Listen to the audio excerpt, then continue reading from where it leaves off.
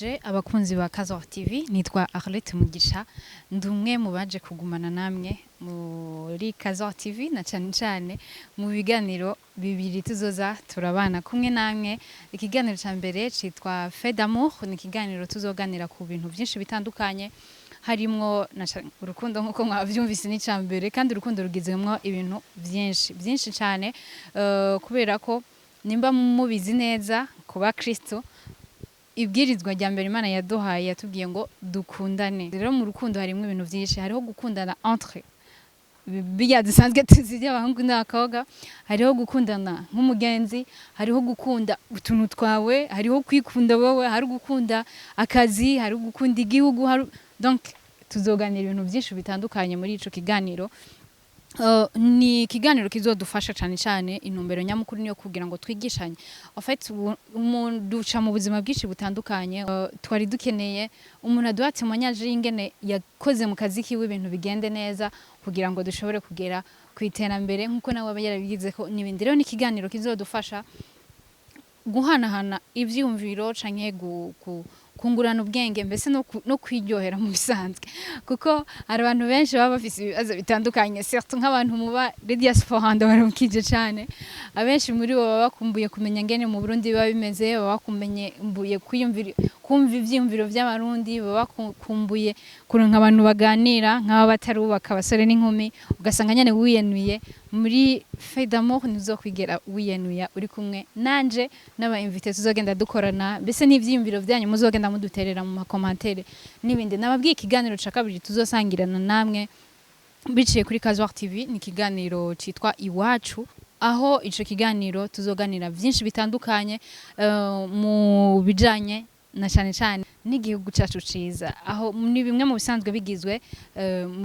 bigize Kazwa company. Ndaza ko yibabwira nyuma.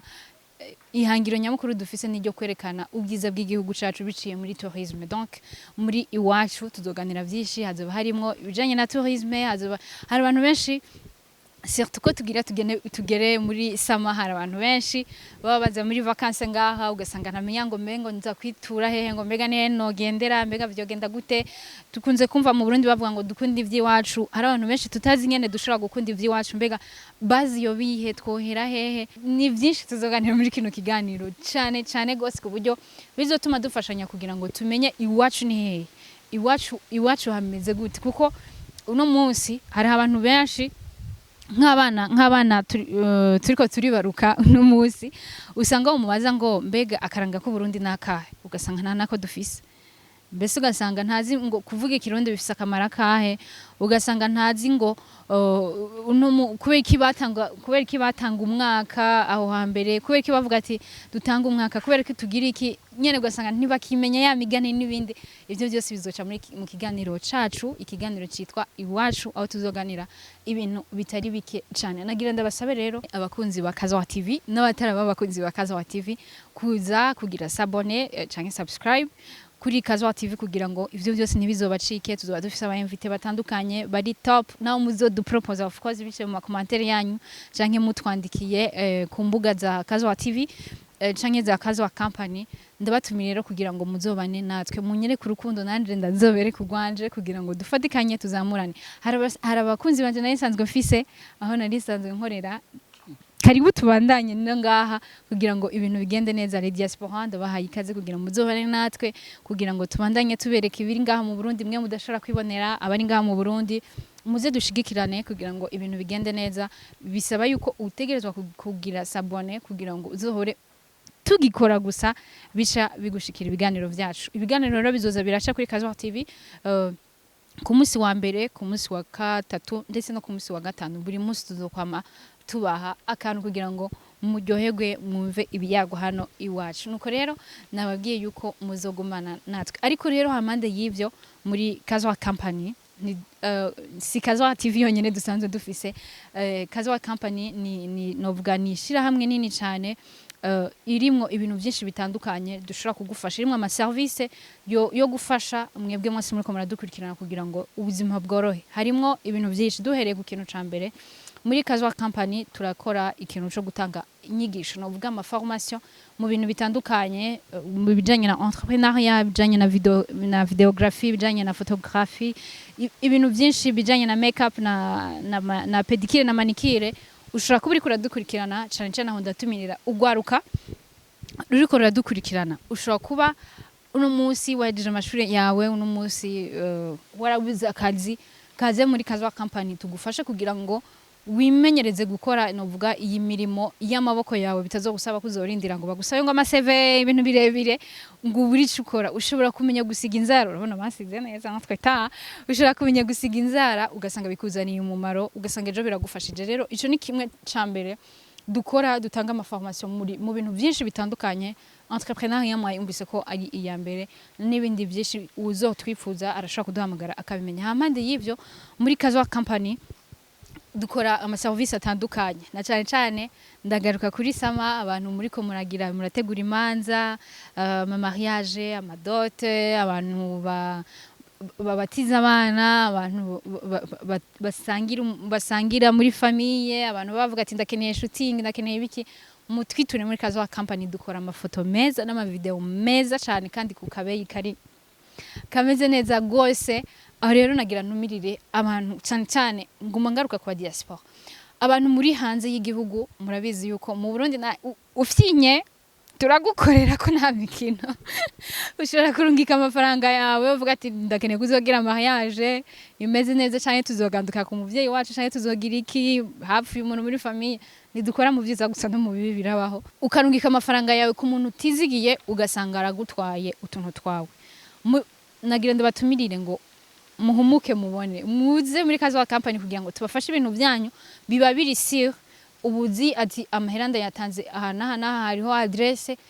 ibintu byanje nzobikurikirana gute ibintu bikagenda neza ndiko ndabivuga gutya kuko hari abo tumaze kubikorera basanzwe baba hanze y'igihugu badashobora kuba bariko barakurikiranira hagufi ivyo bintu byose ngo bakushora kugira ayo makose bakabishima bikagenda neza rero nawe uri kuradukurikirana ukaba ufise urubanza ukaba ufise ikintu cyose uvuga ati mu byo twagiye turavuga dukora ndashaka kubitura urashaka kutwandikira ibintu bikagenda neza biciye muri Kazwa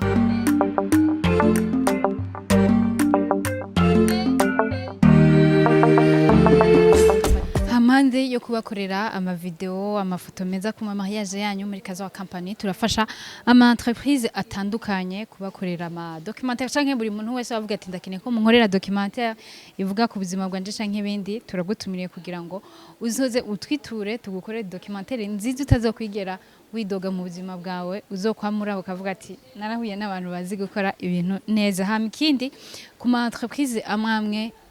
canke amashira hamwe amwamwe canke abantu bigenga bamwe bakora ibintu bitandukanye muri Kazwa Company turabafasha kumenyekanisha ibintu byanyu na cyane ku ma entreprise aba usanga kenshi bafise nk'ama page y'ama réseaux sociaux yabo mugabo atari alimenté turashobora kuvugana ibikorwa byawe tukagufasha kuza turalimenta ama page yawe ibintu bikagenda neza mutwituye rero murumva yuko harimo ibintu byinshi abantu baba bifuza ku brandinga imiduga yabo bakoresha abantu baba bifuza gukoresha amabaje gukoresha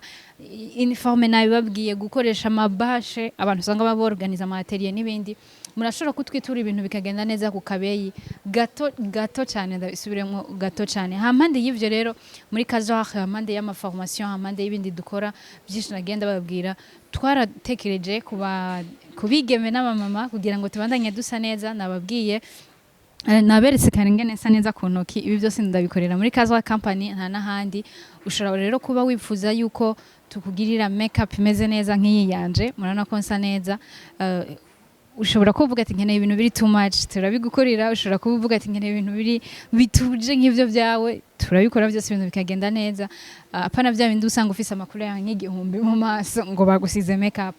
ivyo ntibikora ngaho iwacu baragusiga ku kabeyi keza ibintu bikagenda neza cyane hama tukagusigira n'inzara za ushobora kuba rero uvuga ati ndi mu kazi kanje ndi umumama nifitiye ibikorwa byinshi mu rugo abana n'iki ntibikunda konja muri ville urashobora kutwakura tukaheza tukagufasha tukagusanga aho uri isefi yuko ucushira ko amahera yo gushika iwawe gusa hama tukagusigira ugasa neza kandi buriya umwigeme mwiza n'urangwa n'isuku agasa neza canke umumama mwiza fare ko tuguma dusa neza rega nitwe mashurwe y'isi fare rero ko tuguma dusa neza hampande y'ivyo rero ushobora kuba utwifuza canke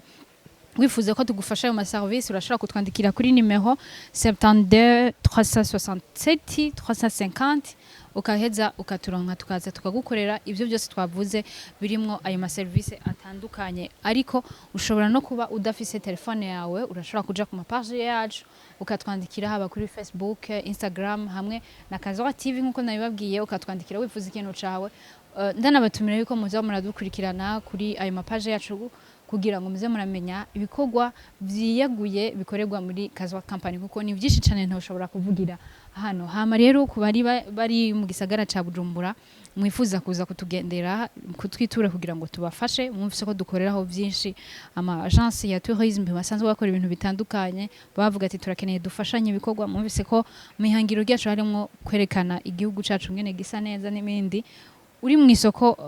ahahora isoko ya kera ni juste hajya gato iyo baraza kwabereka uca winjira nakajya gapave gaca imbere ya bende ofo ugira ushike kuri Stella Matutina urabona ahantu hari building yo kwa Kabwa ni muri deuxième étage ni kuri numero 306F noneho uje uva ku isoko birarosha urabona pancarte iri hejuru cyane Kazoa Company uje uva kuri kote yo hepfo ni haruguru ya KCB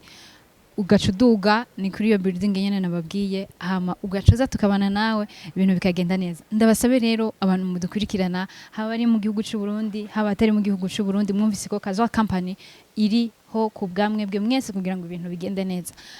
ndabatumire rero kugira ngo muzoze tubane natwe tubafashe tubakorera ibintu bimeze neza Lydia Sport hamushaka kugira ama mariage turi muri sama mutwiture kugira ngo mube muri se ibintu byanyu abo bibakorera kugira ngo ejo ntihagira n'ishononekara mutazaza kurira ngo barabivye no iture Kazoa Company ibintu byanyu bigende neza cyane nuko rero ndabashimira nongera ndabatumirira kubandanya mukurikirana Kazoa TV ndetse muza no kuduteza imbere muri Kazoa Company natwe tubateza imbere mu kubamenyekanishiriza ibintu byanyu cyangwa kubakorera ama service yanyu neza ciao ciao